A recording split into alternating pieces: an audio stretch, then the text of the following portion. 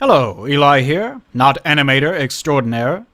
When I finish major projects, I tend to muck around on side projects, either on the webcomic or on some image for the Tumblr people, or burying various things in the woods behind my house, or so on. This video will be a sped up process video of one of those pictures. For some context, one day a few months ago, I decided to draw some Saiyan women. Why? Well, Dragon Ball is a sausage fest, that's why. Imagine how much better the series would have been if it had been instead some Saiyan girls trying to figure out life on Earth, and then they kill you. Flash forward, I later decided to expand on the two characters and give them some more personality, because I was in between animations and apparently I need a wife to distract me from such matters. How fortunate for you that the hole in my heart yet remains, yes? Yes. I originally began with the brown one, and threw together the other. I decided to redesign the latter and gave the two girls names, Imoya and Chirei.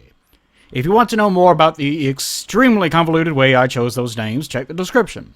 Basically, Imoya is a potato lady, and Chirei is the pepper girl, following Akira's dumb vegetable conventions.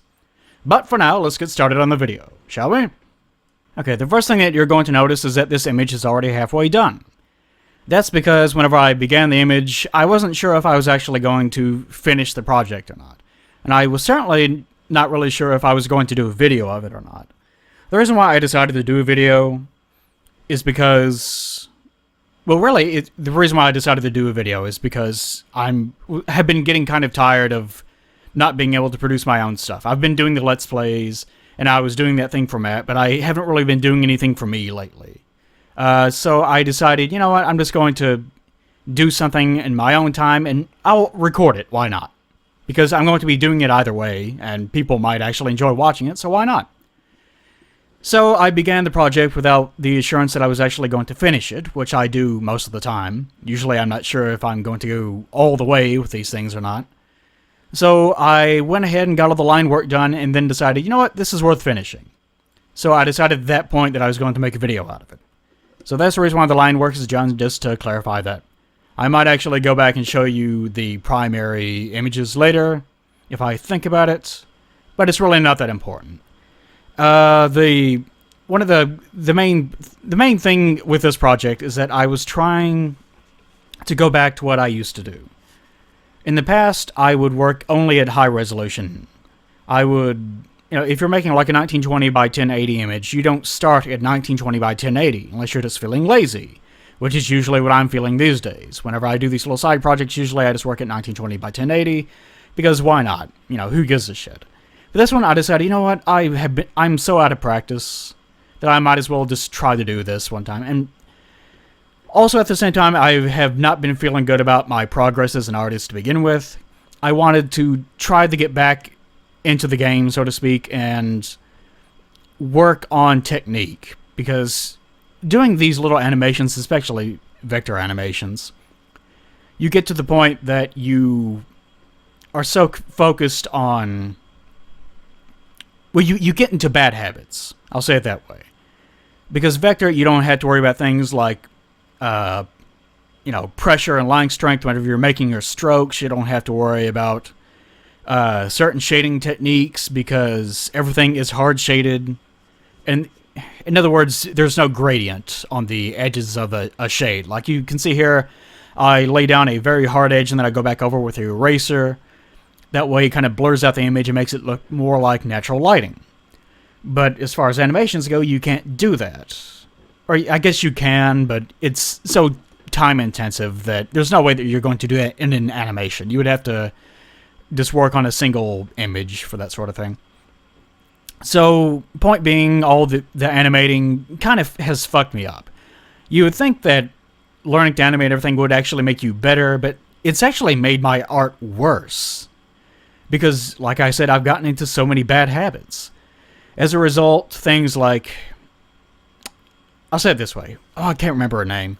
But there's someone on DeviantArt. She's only like 22 years old or something like that. She absolutely draws circles around me.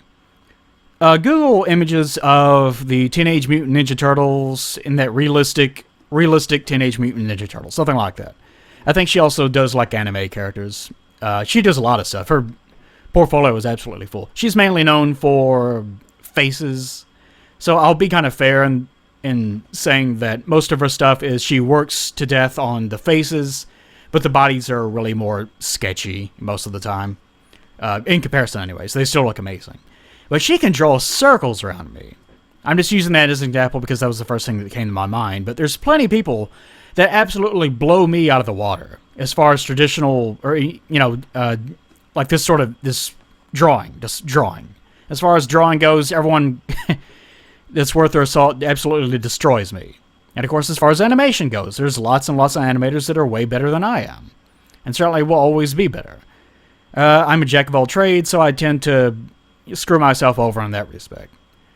But anyways, I decided, for the sake of myself, that during my own personal time, I would try to work on some basic things like painting and shading and things like this. As far as my role as an artist has always gone, I've always been pretty good as far as line art goes. I've always been known for that.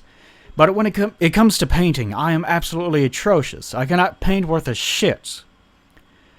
You'll see that much later on. At this point, this is okay. Because this is sort of comic booky in a sense. This, I'm trying to replicate Toriyama's style to some degree. The hair was a bitch, by the way. Because I'm trying to kind of do my style at the same time. Trying to make it sort of realistic, but not realistic at all. While retaining his sort of extremely angular, everything is triangles and hard lines and things. And hair does not do that. Especially how Dragon Ball characters, they have this really spiky hair thing going on. You have to retain that as far as the designs go for any sort of Dragon Ball style characters, but whenever you're doing this sort of more realistic form, it doesn't work out too well.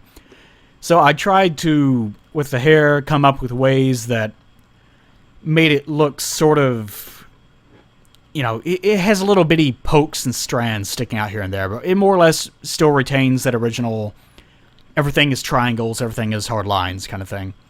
Anyways, what was I saying? Oh, but at this stage, I'm more or less okay. Stuff like this is pretty easy for me, because I'm used to trying everything. Throughout my entire life, everything is trying to get things done as quickly as possible on time constraints and, just trying to get things out the door. And I'm still like that. I still try to produce animations once per month if I possibly can, whereas most other YouTube animators, not all of them obviously, but if you watch, I can't think of any examples off the top of my head. I can think of videos, but I can't think of the artists. But a lot of them are absolutely amazing. Phenomenal as far as actual animation technique goes. But those take a long time to make. The production time is usually something like, 5-6 months for a, little 3-minute video. To me, that's not worth my time. Not in the sense that is beneath me or anything like that, but I need to try to get videos out as quickly as possible because I'm trying to make something that has a semblance of a living. So as a result, I'm always on time constraints. So that's another one of my bad habits. I can't really work too much on technique because I'm just trying to get things done as quickly as possible. So that's one of the reasons why that painting has always suffered, because painting is a very time-intensive project. Unless you do industrial painting, which is an entirely different thing that you don't really have to worry too much about. So at this point, I'm more or less okay because this is very basic form and function. I really enjoy doing this part. Like, I was forcing myself to learn the paint, but I would be just fine with leaving it at this point. Like this basic one-tone shading, and then nothing but that plus line work. I would be fine with that because to me that looks great. I love the look of it. It doesn't bother me one iota. But also, I really also wanted to add color because color adds so much to both of these designs. The running theme with Imoya is that she is tan. Her colors are like orange or complementary green, maybe, things like that. Very basic, straightforward character design. Chirei, on the other hand, is purples, reds, everything that looks very vibrant. Whenever I was designing her, I was thinking about, because she's supposed to be like the pepper girl, right? You know, like how Kakarot is carrots, and I think Nappa was an onion or something. Actually, Goku's mother is called Gine. She's a spring onion. I remember that. But they all have themes like that. And with Chirei, I wanted to make hers be, you know, she's spicy. She's kind of hard to handle, that sort of thing. And I was actually thinking at the time that her colors should be bold, but at the same time, I was thinking maybe she should also be sort of like a flower. And I thought of that mainly just because I remember knowing someone in college that always tried to dress that way. She's always trying to dress kind of green from the bottom, and then her top would always be very flowery. And I've always remembered that whenever I'm thinking about colorful designs. So I tried to just make her stand out as much as possible, so they kind of contrast with one another. I guess I'll talk more about their characters. Because this image is kind of cheesecakey. You know, it's obviously very fan servicey. Which, the sketches that I did on... I should have showed them already in this video at the beginning. But the sketches on Tumblr tried to reflect more of their personality. Whenever I was doing those, I kind of developed them as I was drawing them. Like, Imoya is more sort of a... She's not... What do they call it? I can't pronounce it. That Japanese word. God damn it. Sunundere or whatever it is. I don't know. You guys are probably laughing about that, but... What do I know? I'm a stupid white person. What do I know? She's not like that. She's just more... She's very resistant. She's only concerned with fighting. She's kind of a stereotypical Saiyan. But whenever I was working on those sketches, I came up more with her personalities on that. I was kind of disappointed with this one, that I didn't have more room, because that's something that you more show with like a webcomic or a series of sketches or things like that. Whereas this one, I was just trying to, you know, basically just make fan service, because I've already done all the characterization. And with this one, I'll also... This is going to sound like total bullshit. But sometimes artists want to draw the human form just because they find it interesting. Like, I really wanted to draw, like, muscles and things like that. Not because, you know, I'm trying to make it lewd, but just because I find it really interesting. It's really difficult to try to nail accurate musculature while at the same time making it look appealing. So I was trying to pull that off, which I think I more or less did. I think it was a success. But like ancient Greek artists, you know how they always made the big naked guy, you know, with his pecker hanging out. Look at my pecker. You know, like the statue, you know, David, Michelangelo's David. To them, people always make fun of that, like, oh, they must have been perverts back then. No, they were just trying to depict the human form correctly. Because, especially in an area pre-photographs, that was a really big deal. Actually trying to get things as realistic as possible was one of the highest forms of art.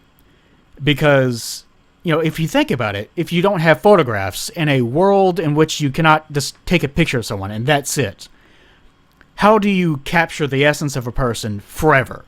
Like, if you're painting, you can't just do a characterization and go, well, that's my style. Because you can't carry that over. You know, you're trying to lock in who they are as a person forever. Which means that, you know, pre-photograph, that era technology, then it was very important to try to get things as accurate to the human form as possible. Not in all cases, obviously. There are many different styles, but that was just one of the core driving things for a lot of artists at the time. And with me, I don't care too much about realism. I don't really care about trying to get things as accurate as possible. But I also still like trying to get down human forms and things like that. It's not too terribly important to me. If it was, then I would be a better artist, but it's still really fun to do. It's fun to succeed at it, I should say. Drawing it and then failing does not feel particularly good, which I imagine is what kind of keeps people away from succeeding as artists sometimes. they get so hung up on their own mistakes that they can't bring themselves to try and fail. With this one, I actually spent, I think, 3 days on it. Not 3 days' time, obviously. I think it only took about, I don't know, probably like 8 hours, I guess, in total. But I kept fucking things up over and over again, especially in the painting stages. This stage, not so much because I'm used to doing this sort of thing, like basic shading, basic coloring. That's all pretty easy to me at this point, so I didn't really mind it. But later on, I was just absolutely screwing everything up. And even in the final result, it's nowhere near what it should be. But I just kept on going, because, you know, you just have to. But anyway, I've kind of skipped over a bunch of stuff. But right now, I'm going over the color sections. Color theory is really a lot of fun. With her, I think I started out with the red top and the kind of purple shorts, and I think at the end I end up switching the two. Because it kind of blends in too much with the couch. I wanted all the background to be sort of low saturation so it doesn't clash too much with whatever's in front. Right here, this is probably the most fun I had in the whole image, is trying to do all the musculature just enough. You don't want it to be so hard that it's really obvious what everything is, because even though they're muscular ladies, they're still ladies. And plus, even with guys, like, a really bulky looking guy is not too appealing looking. I know, especially if you're like a kid and, you know, like a teenager or something, and you're growing up and you think, oh, women really love big muscular guys. They don't. They actually don't. They like to have some definition, to the point that you can actually see how their body works. Like if you move your arm, you should be able to see just a little bit of the muscle working. That's probably the most, usually, everyone's different, of course, but that's usually kind of the height of attractiveness in a male. It's kind of the same thing with women. You know, a lot of women think that they need to be really tiny and skinny and stick-like or whatever. That's bullshit. A lot of people jump to the other extreme, that, you know, you can't be sticks, so let's just make you as fat as possible. That's not true either. It's all evolutionary. We're all programmed to kind of, for the most part anyways, again, everyone's different, search out for whatever is the most exemplary of health. Like someone that looks like they have good nutrition, they're intelligent, and they are, you know, in good enough shape that they can work. They can perform basic functions. We're all wired to recognize this, even if we're not thinking about it. So whenever you're kind of doing the sort of muscular woman sort of thing, it's kind of hard to nail it just right, because if you put it too much, then it kind of looks too much like a comic book character, like a big, you know, stereotypical, well-toned superhero. If you take it too far in the other direction, then you end up not showing any of the form at all, which isn't interesting. So whenever I'm going through, I'm using let's see. No, I didn't mess with the opacity. I used the airbrush because that's good for blending, and paint tool side. This is paint tool side, by the way. I've mentioned that before, but it doesn't stop people from asking. I'm sure after this video, people will ask in the comments what program we're using. Paint tool side. If anyone asks that in the comments, everyone else make fun of them, please. Anyways, I'm using the airbrush at the moment because that's good for blending. What I will do, and what you're supposed to do, which I kind of have a bad habit of not doing, is use the eyedropper tool to kind of pick up the edges. Like, at first, paint in the area. Like the skin, pick a basic skin tone. Then you eyedrop that if you don't have it sampled already. You make it just a little bit darker. And then you kind of lay that down, and then you use, you know, wherever the shade is going to be. And then you go to the edges, because digitally, naturally, the brushes are going to be making the edges a little bit lighter. You go over to the edges, you lift up the edges with the eyedropper tool, and that will be sort of the intermediate of that. Then you go back with the airbrush tool again, and go back over the edges so it starts to blend in nicely at the same time. And with this, you want the colors to be so incredibly close together that whenever you're laying it down, you can just barely see it. That way, whenever you kind of zoom back out, then you kind of get sort of muscle tone and definition without going so overboard that it makes everything hard edges, which is what you don't want. Let's see. Right here, this is what I'm doing at the moment. I kind of fucked up on her shirt. It kind of disappointed me. Because, here's what I did. I started out with the green, but then I went kind of yellow-green. But I went too far on one side, and that made the tones of the image not quite right. Because right now, they're a little bit too close together. I tried to fix this by picking a brighter neon green as highlights, but it didn't really work. And the problem with that is if you do that and you try to change the colors later, even like say if I wanted to change her shirt to red or something, then I would go into the saturation menu and move the hue over to that point. But since it's going by what's relative to whatever you already have, then that red would pick up too much, slide past magenta versus where you would want it to be, and it would probably end up somewhere more in the purple range, which doesn't look right. It's not natural looking. Whenever you're doing highlights, like if you're doing shading, you don't want to just use put down one color and then make another layer that is multiplied and then use black. Don't do that, because that's not natural lighting. You want something that looks kind of interesting. Like if you're doing, let's see, what would be a good example? Red. If you're doing red, then like you have a red base. You're working with a red base, and you decide, I want to do shadows. So rather than just picking a deeper color red, you instead move a little bit over on the hue spectrum and pick something like a dark magenta. Not really hard magenta, just it looks very close to red. To the point that whenever you lay it down, it looks a bit more like natural lighting. Because that's what natural lighting actually does. Because we're seeing yellow. Everything is yellow because of the sun. So whenever you see darkness in green or highlights in green, then it's going to be sort of closer to... That's where I screwed up. I'll say this. If you're seeing a darkness in red, then you're going to be seeing sort of a magenta sort of coloring, just barely. If you see lightness in red, you're going to be seeing more of an orange-pink sort of color.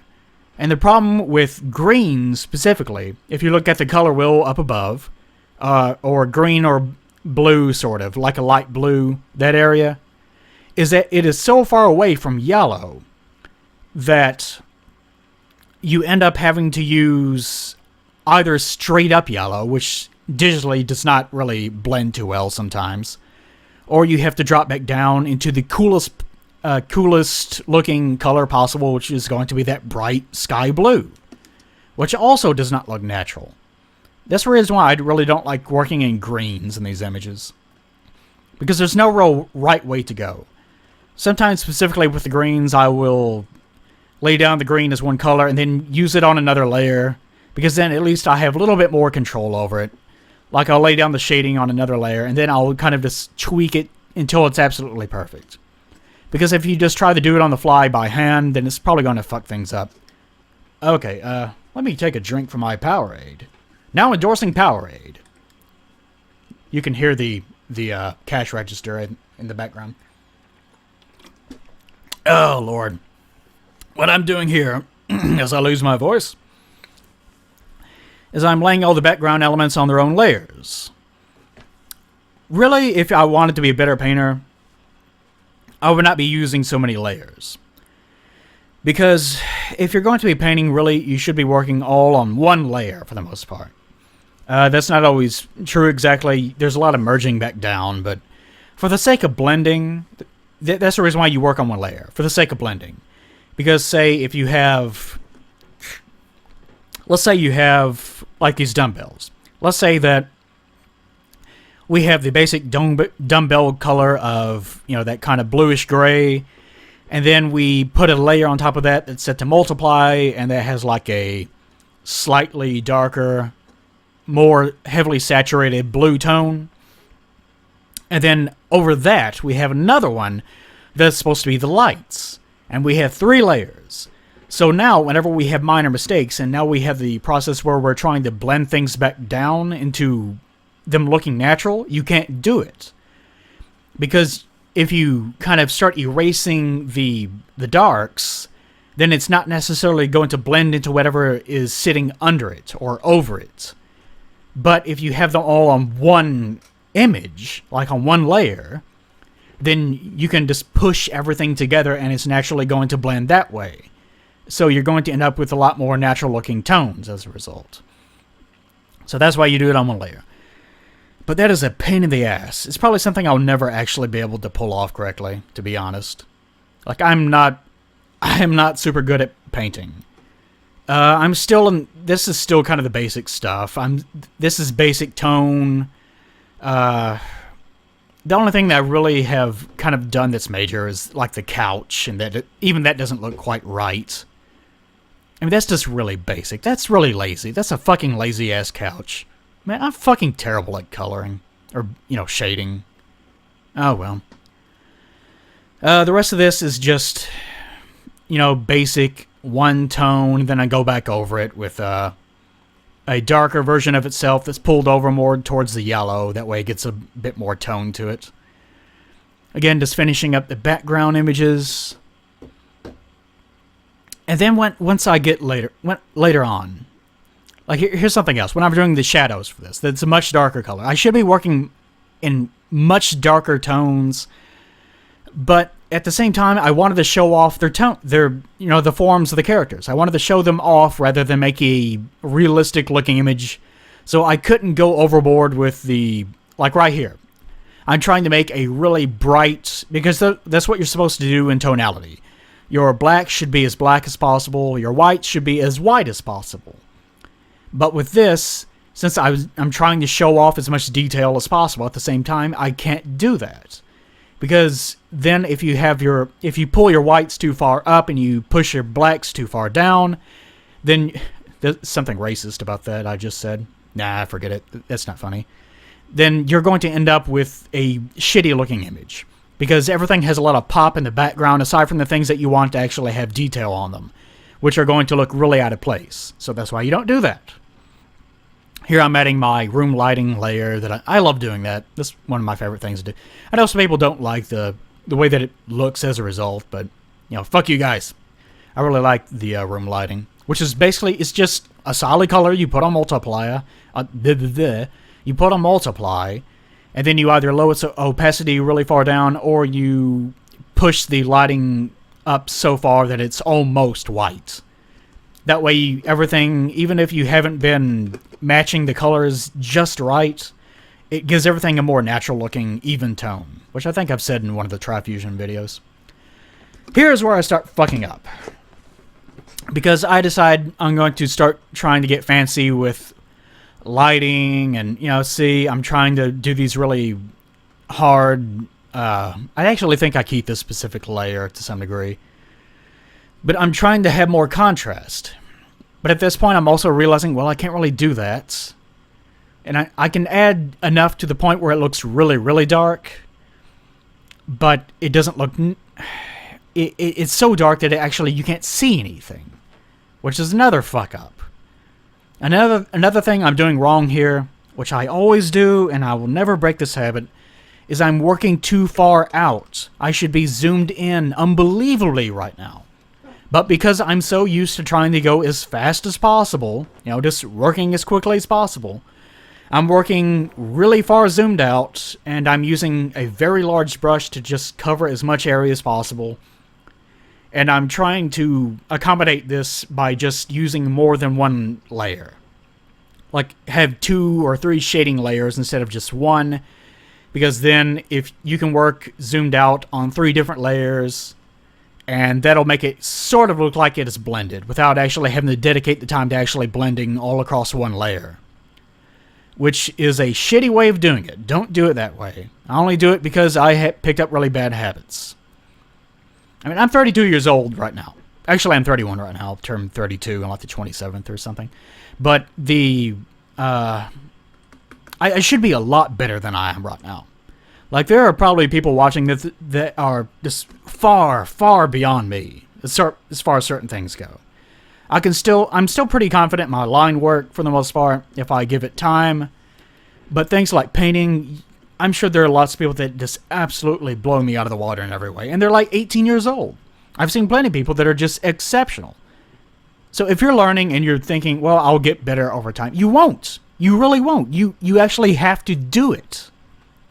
You can't just rely on the idea that, well, if I just keep drawing, by the time that I'm 30 or something, I'll be amazing. Because, people in their 30s are amazing artists if they keep working. They're not.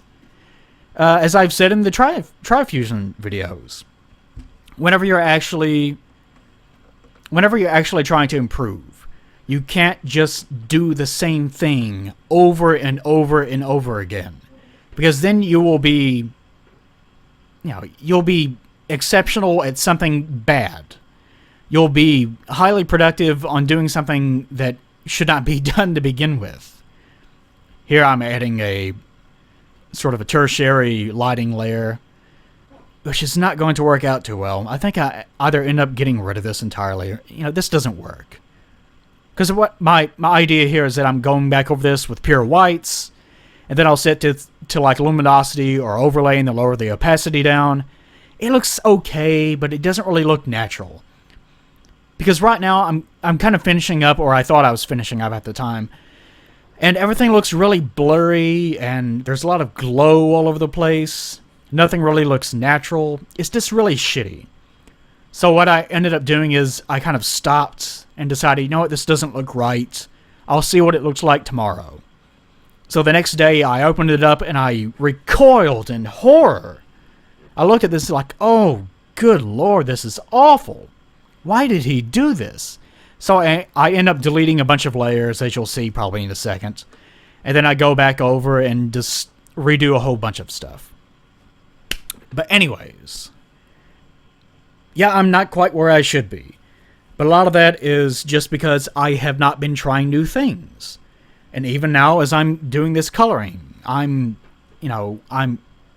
okay, yeah, I just started on the third day.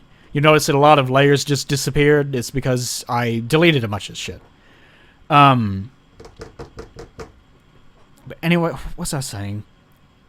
I have too many thoughts in my head at the same time. I was doing the coloring and I was not trying new things, and that's the reason why I wasn't improving. And that's the reason why at the end of this image, some things are better than I usually do, but not many, because I wasn't trying something new. You can't just draw bad for X amount of time and then, eventually say, well, this is my style. It's just how I do it. That doesn't work every time. Sometimes it is legitimately a style. Sometimes it's just the fact that you never improved because you haven't been trying new things. You got into a rut of doing something that felt comfortable, which is what I do, especially in animation. And you either never found the time, which is my problem, or you just were too lazy and you just keep putting out the same thing over and over again. You have to try new things. Look at how other people draw. Try to emulate what they do. Which, with this one, is actually what I tried to do on a few things, like the eyes, like the line work in the eyes. I tried to, instead of making perfect circles, make a natural divot where I will put in the sort of white. That's where the glare is supposed to be. That's one thing I picked up. I tried to add more strength to the angles of the line work, which it wasn't strong enough. I didn't do that strong enough. I should have put more emphasis on the hard edges where everything turns, where the angles hit, but I didn't do it. Next time I'll try harder. We're kind of wrapping up here. I wanted to talk more about their characters, because while I was doing the sketches, while I was doing these, I was thinking about what their personalities and everything would be, and I have all these little bitty stories, because this is how you write too. And it's kind of how you design characters. You kind of just keep planting little foundations and keep building on top of them until you have someone that feels like a natural person. Like Chirei is someone that, as I kept working, I was thinking she's, more flirtatious than Imoya is. She loves singing. She's pretty bright, but, you know, the Saiyan characters are always that they're just kind of dumb, brutish things, but she's actually bright, but she never really got the chance to actually show it or exhibit it. And Imoya, at the same, you know, she's kind of the big dumb brute. She doesn't have very much confidence in herself when it comes to anything except for fighting, but she's actually talented in ways that she doesn't understand. And, you know, there's all these various things that you can go through to develop them more as people. But unfortunately, since this is just a cheesecake image, you don't get to see it. And I'm not a real big original character, do not steal. Yeah, we're done. I'll show you the final thing here. Here you go. Here's the final thing, I guess. I'm not actually looking at it right now. Actually, hold on. I'll open it while I'm talking. But the more that I thought about... God damn it. No, don't. Fucking zip files. The more that I was thinking about this, I'm not a big original character, do not steal guy. Like, I develop things for me and me alone, usually. I don't like whenever I was writing, I don't like doing, like, orcs and elves. I hate that, because they're generic. You know, they're everywhere. Why do that? I hate dragons with a passion. I fucking hate dragons for that very reason. Because there are so many fucking dragons all over the goddamn place, and they're plastered over so many fucking fantasy books, it just sickens me. I get so sick of looking at them. You know, especially in video games. Like, oh, here's a dragon, and like, oh, I'm supposed to get excited for this. Oh, look, it's another big dumb lizard that has wings on its back. Oh my god, what a visionary. Anyways, I'm not a big original character do not steal guy. I probably won't do too much with these characters. I'm not going to do like a big webcomic event with these guys or anything. But I do like the idea of them. Dragon Ball is something that I invested way too much time in. Like, I didn't do things with it. I just, for some reason, know too much about it. But anyways, final image. Looks kind of okay. I ended up pulling back because, again, I realized that I wanted to show too much form, so I couldn't go overboard with shading or painting. And I didn't really want to anyways. So I ended up kind of just making it bland like I usually do. Again, painting is not my strength.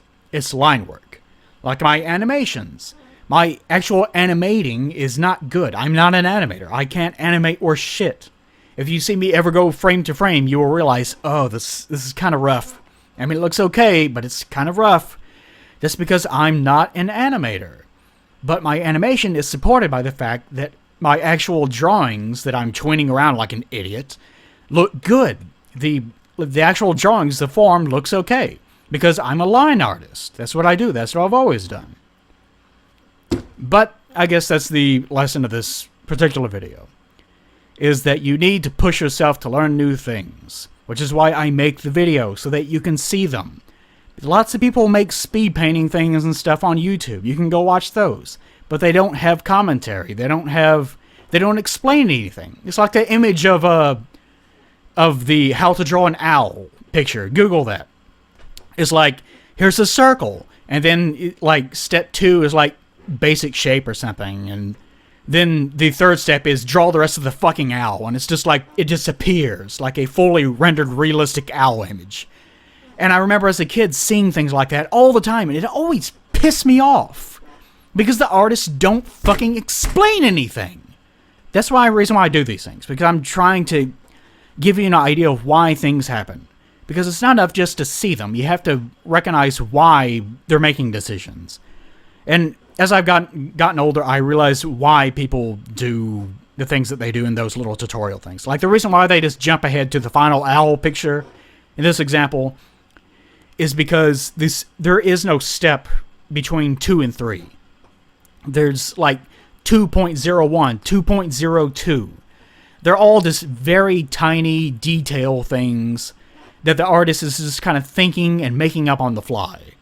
It's not that there isn't something to show, it's that he jumps so far forward in that one little instance of us adding detail layers that there's really not much to show as far as process goes. He can't show the process, but he can show the final result. That's the reason why those images are like that, which I only realized as I got better myself. But it's my hope that you guys watch this and you guys might learn from this what I can just barely teach you, and that you will surpass me That would make me so happy that someone just, like if someone did fan art of this and it blew mine out of the water, that would make me so happy. Because I'm always really pleased to see people exceeding me in every way. Which sounds kind of weird, but this is how I am. Anyways, I hope you guys enjoyed this perverted bullshit. Again, I really didn't think too much of the sexualization of it, but, you know, it is what it is. It's kind of just being me, I guess. Where I'm halfway, I like to make people feel either uncomfortable about it or something. But to me, it's more funny than it is sexy. Okay, anyways, I guess I'll briefly mention the actual scene is just supposed to be the idea that sane women landed on Earth, and they're now squatting in your house, basically. Like, you have these two sane women, it's like Tenchi Muyo, I guess, I don't know. Where, you know, there's nothing sexual going on, it's just they're using your house and it's kind of pissing you off. Like, Chirei is lifting her weights, and Imoya is playing your video games and eating your food and so on. And apparently sleeping in the corner like animals. But anyways, that's it. Hope you guys enjoy masturbating, whatever the fuck you do. Bye.